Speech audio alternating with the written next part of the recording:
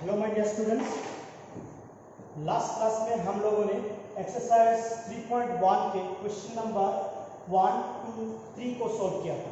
ठीक है, now today we will start exercise 3.1 के क्वेश्चन नंबर 5। आज हम क्वेश्चन नंबर 5 को शुरू करने वाले हैं और क्वेश्चन नंबर 3 जो है वो आप लोगों के लिए होमवर्क रहेगा, क्योंकि क्वेश्चन नंबर 5 जिस तरह से है क्वेश्चन नंबर 4 भी उसी टाइप का क्वेश्चन है, तो सेम टाइप का क्वेश्चन है, इसीलिए मैं 5 को सॉल्व करके आपको दे दूंगा और आप क्वेश्चन नंबर 4 आपके लिए होमवर्क रहेगा। ठीक है my dear student, now we will start question number 5। Here is the question. यहाँ पे क्या बोला है देखो, construct a 3x4 matrix 3 cross 4 matrix whose elements are given by aij equal to half of modulus minus of thrice I plus j, and question number 2 पे बोला है aij is equal to twice I minus j। तो student क्या करना है आपको इस data को यूज करके 3x4 मैट्रिक्स बनाना है। तो 3x4 मैट्रिक्स बनाने के लिए आप क्या करोगे, आप पहले 3x4 मैट्रिक्स का जनरल फॉर्म को लिखोगे। 3x4 मैट्रिक्स का मतलब क्या है? 3x4 मैट्रिक्स का मतलब है 3 रो और 4 कॉलम। तो 3 रो और 4 कॉलम का पहले एक जनरल फॉर्म बना लोगे। तो मैं जनरल फॉर्म आपको बना के दे रहा हूं यहाँ पर। In general 3x4 matrix is given by, तो कैसे होगा जनरल फॉर्म? A11, इसका मतलब है ये जो एलिमेंट है ये फर्स्ट कॉलम है, A12, A13 और A14। ठीक है, इसका मतलब है ये जो रो है ये पहला रो है और इसमें कितना कॉलम है? 4 कॉलम है। इसी तरह आपको लिखना है A21, A22, A23, A24। इसी तरह आपको लिखना है A31, A32, A33 और A34। ये आपका हो गया है general form of A 3x4 matrix. 3x4 matrix का ये जनरल फॉर्म है। इसमें से देखो आपको 3 रो मिलेगा, 1 रो, 2 रो, 3 रो। हॉरिजॉन्टल लाइन को हम रो बोलते हैं। तो यहाँ पे 1, 2, 3 मतलब 3 रो है। और कॉलम क्या है देखो, 1 कॉलम, 2 कॉलम, 3 कॉलम और 4 कॉलम। ठीक है, तो यहाँ पे वर्टिकल जो लाइन है वो आपका कॉलम रिप्रेजेंट करता है। तो यहाँ पे 4 कॉलम है और 3 रो है, तो इसका मतलब है ये 3x4 मैट्रिक्स है। आप स्टूडेंट यहाँ पे क्या करना है आपको, आप क्या करोगे, ये जो A11 है इसका वैल्यू पहले निकालोगे, A12 का वैल्यू निकालोगे, A13 का, इसी तरह करके आपको A34 का वैल्यू आप निकालोगे और उसके बाद इस वैल्यू को आप यहाँ पे पुट कर दोगे, ये हो जाएगा आपका आंसर।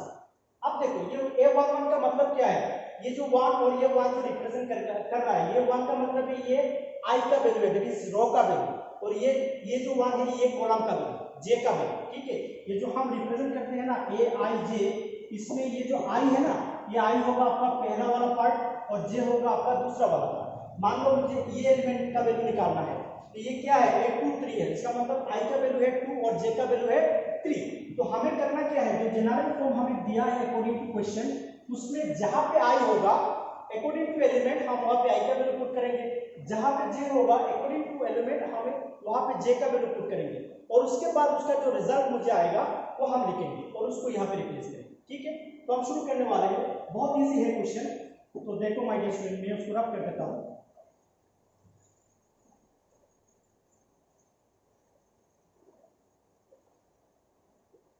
पहले हम निकालेंगे, पहले जो जनरल फॉर्म उसको हम लिख लेते हैं, aij जनरल फॉर्म है modulus minus of thrice I plus j। ठीक है, ये जनरल फॉर्म। अब मुझे निकालना है पहला जो एलिमेंट होगा वो क्या होगा, A11। तो A11 का वैल्यू निकालना है, इसका मतलब है I की जगह में हम रिप्लेस करेंगे 1 और j के जगह में भी रिप्लेस करेंगे 1। तो यहाँ पे होगा मॉडुलस ऑफ -3 इनटू I के जगह में रिप्लेस होगा 1 प्लस j के जगह में भी रिप्लेस होगा 1। उसको अभी कैलकुलेशन करो। आई एम सॉरी, यहाँ पे हाफ है वो मैंने नहीं दिया है, मैं उसको हाफ वहां पे दे रहा हूँ। यहाँ पे होगा हाफ ऑफ दिस, यहाँ पे भी हाफ आएगा, यहाँ पे भी हाफ आएगा, यहाँ पे आप लिखोगे हाफ ऑफ दिस। ठीक है, अब उसको कैलकुलेशन करते हैं। हाफ यहाँ पे होगा देखो -3 into 1 होगा -3, -3 प्लस 1 होगा -2। मोड के अंदर -2 है, उसको अगर बाहर लेके आओगे, ये सबको मालूम है मोड से जो भी वैल्यू बाहर होके आता है वो पॉजिटिव होता है, तो -2 हो जाएगा +2। अब ये 2 कैंसिल, तो आपका रिजल्ट होगा 1। तो इसका मतलब क्या है, A11 का वैल्यू आपको क्या मिला, 1 मिला। इसी तरह आपको A12, A13 ये सब निकालना है। अब देखो मैं A12 निकाल रहा हूँ, ये क्या होगा minus half of modulus minus thrice i की जगह में क्या होगा 1 प्लस जे के जगह में क्या होगा 2। अब उसको कैलकुलेशन कर लेते हैं, यहाँ पे होगा हाफ -3 to 1 होगा -3 प्लस 2 होगा -1 मोड के अंदर -1 है वो बाहर आएगा तो वो हो जाएगा +1। इसको कैलकुलेशन करोगे तो ये रिजल्ट मिलेगा आपको 1/2। तो यहाँ से मुझे क्या मिला 1 A12 का वैल्यू मुझे मिला 1/2। तो my dear student I hope आप लोगों को समझ में आया है, ये बहुत लेंथी है तो अगर मैं इसी तरह A13 A12 निकालते जाऊंगा तो ये वीडियो बहुत बड़ा हो जाएगा।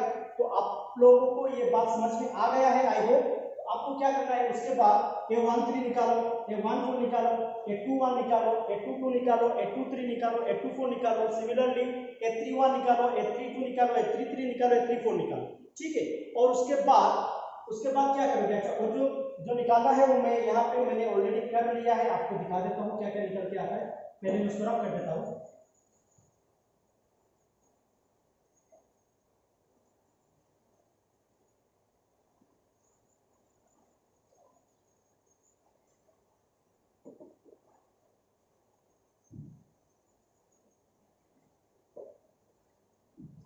ओके स्टूडेंट, अब देखो मैंने A11 निकाल दिया, 1 आया, A21 यहाँ पे निकाला 5/2 आया, A31 यहाँ पे निकाला 31 का वैल्यू 4 आएगा। सिमिलरली उसके बाद में देखो A12 मैंने निकाला, A12 का वैल्यू हाफ आया, A22 का वैल्यू 2 आया, A32 का वैल्यू 7/2 आया, A13 का वैल्यू 0 आया, A23 का वैल्यू 3/2 आया, A33 का वैल्यू 3 आया। इसी तरह मैं सारे एलिमेंट का वैल्यू यहाँ पे निकाल दिया। उसके बाद मैं क्या करूंगा, therefore the required matrix is, जहां पे देखो ये था हमारा general form A11 A12 A13 A14, उसके बाद था A21 A22 A23 A24, उसके बाद था A31 A32 A33 A34, ठीक है ना स्टूडेंट। अब आपको करना क्या है, बहुत इजी बात है, A11 की जगह में जो वैल्यू था उसको वहां पे रिप्लेस कर दो। A1 का वैल्यू है 11 का वैल्यू है 1, A12 का वैल्यू था हाफ, मैं उसको वहां पे रिप्लेस कर रहा हूं। A13 का वैल्यू मुझे मिला 0, वहां पे मैं 0 रिप्लेस किया।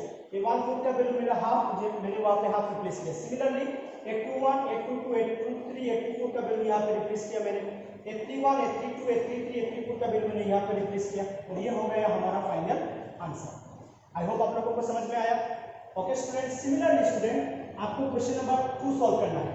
वहां पे जो जनरल फॉर्म है वो क्या है स्टूडेंट, Aij, यहाँ पे आपको बोला है ट्वाइस I माइनस j, ये बोला है।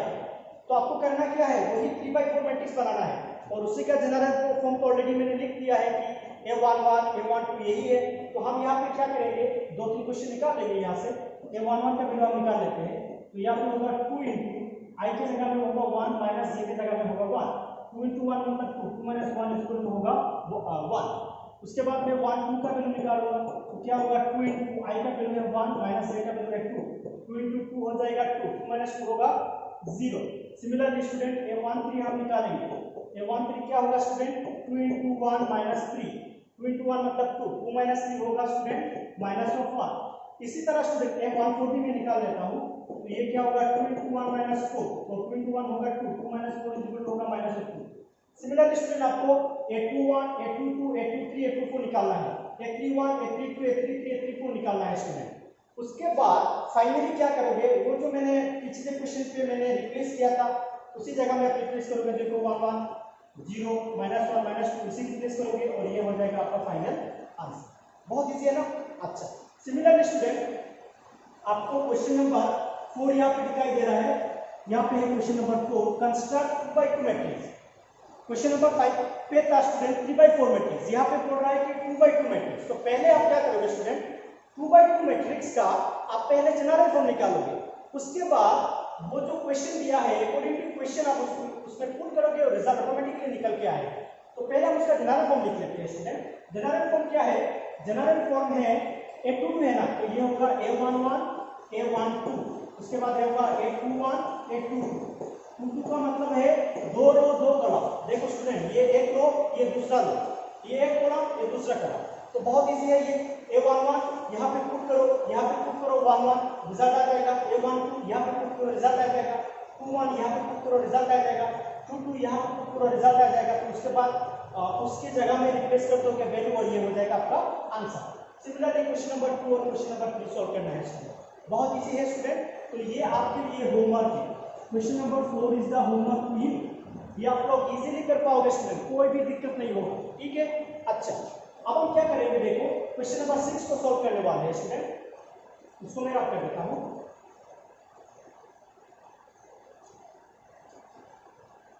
नाउ स्टूडेंट क्वेश्चन नंबर 6 पे क्या बोला है, तो find the values of x y z from the following equation.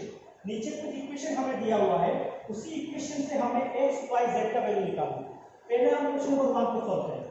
Question number 1 पे क्या बोला है स्टूडेंट, 4 3 x 5, ये मैट्रिक्स इक्वल टू किसके साथ है, y z 1 5, इसके साथ इक्वल है। देखो स्टूडेंट, मैंने लास्ट क्लास में आप लोगों को बताया है कि दो मैट्रिक्स अगर इक्वल है तो उसका कोरस्पोंडिंग एलिमेंट क्या होगा, इक्वल होगा। तो कोरस्पोंडिंग अगर एलिमेंट इक्वल है तो क्या होगा, लिखेंगे हम, लिखेंगे यहाँ पर as the given matrices are equal their corresponding element are also equal, ये लाइन आप लिखोगे।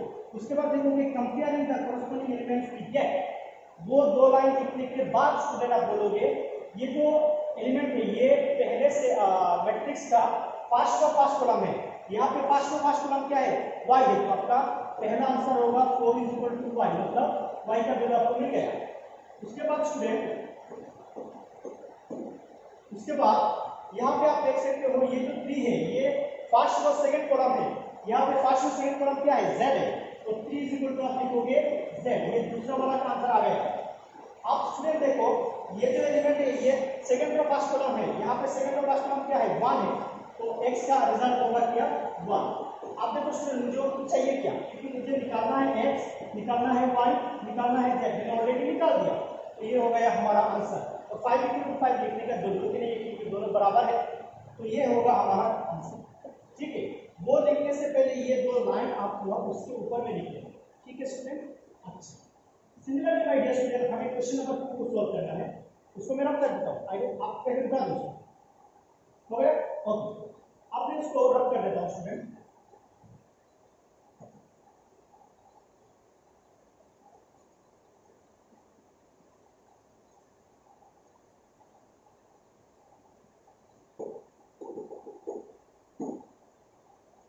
अब देखिए स्टूडेंट, यहाँ पे ये है क्वेश्चन नंबर 2, यहाँ पे भी सेम क्वेश्चन है। ये मैट्रिक्स के साथ इक्वल है, तो इसका मतलब क्या है, कोरस्पोंडिंग एलिमेंट इक्वल होगा। तो पहले ये लाइन लिखोगे आप, ओके स्टूडेंट। उसके बाद आप क्या करोगे, उसके बाद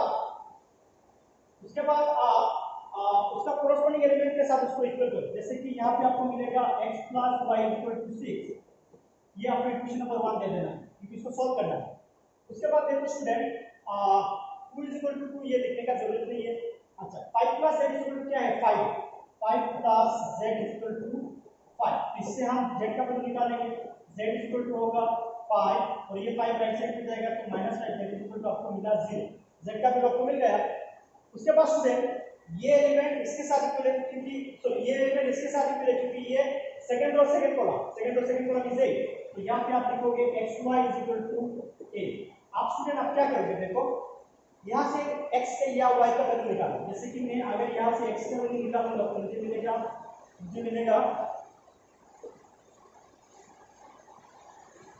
8 और y के नीचे जाएगा तो 8 का 5, ठीक है स्टूडेंट। अब इस x का वैल्यू में इक्वेशन नंबर 1 पे पुट करेंगे तो y आ जाएगा। फ्रॉम 1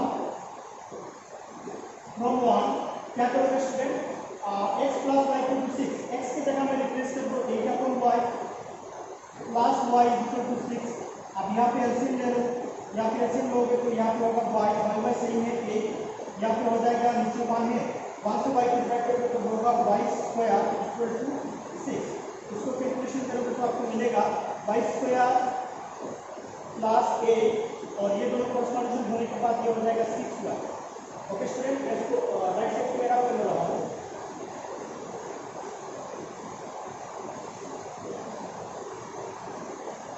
यहाँ से मुझे क्या मिला स्टूडेंट, यहाँ से मुझे मिला y² 6y को ऐसे लेके आ जाओ, y² - 6y + 8 = 0। आप मैं इसको यूनिट ऑफ फैक्टर पे सॉल्व करने वाला हूँ, ये तो सबको मालूम है 8 को 4 टू द 8 4 टू 8 करके आपको मिल जाएगा 6y। तो यहाँ पे आप लिखोगे y square minus 4y minus 12y plus 8 equal to 0। उसके बाद स्टूडेंट यहाँ पे y कॉमन ले लो, y माइनस 4 माइनस 2 कॉमन ले लो, y माइनस 4 इक्वल टू 0। ये सारी चीज़ आप लोगों को मालूम है, इसीलिए मैं यहाँ पर कोई एक्सप्लेनेशन नहीं कर रहा हूँ। तो यहाँ से आपको मिला y माइनस 4 और y माइनस इक्वल टू 0। इसको अगर इक्वेशन करोगे तो आपको मिलेगा y इक्वल टू 4 और 2, क्योंकि y 4 राइट साइड पे जाएगा तो माइनस का 4 हो जाएगा, प्लस 4 राइट साइड पे जाएगा तो माइनस का 2 हो जाएगा प्लस। आप स्टूडेंट क्या निकालना है, x निकालना है। तो क्या करोगे, इसको आप कर दो,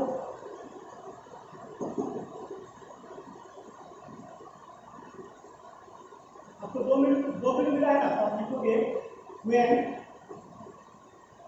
y equal to 4 then x equal to मिलेगा स्टूडेंट 8 अपॉन y की जगह में 4 टू द 8 x मिलेगा आपको 2।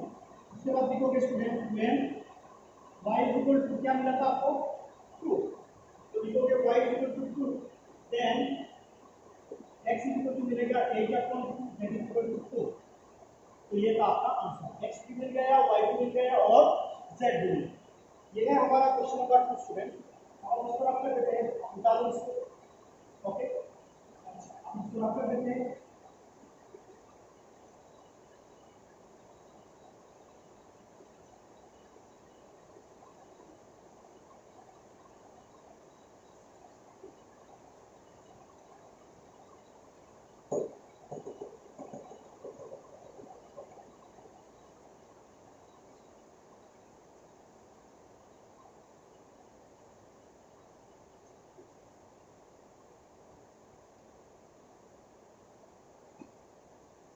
अब देखिए क्वेश्चन नंबर 3 में क्या बोला है, x plus y plus z equal to 9, x z y plus z ये।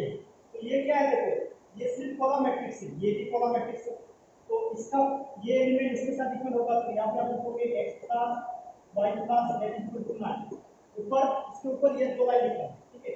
अच्छा उसके बाद नीचे मिला x plus z equal to 5 और y plus z equal to 7, that is 1, that is 2 and that is 3।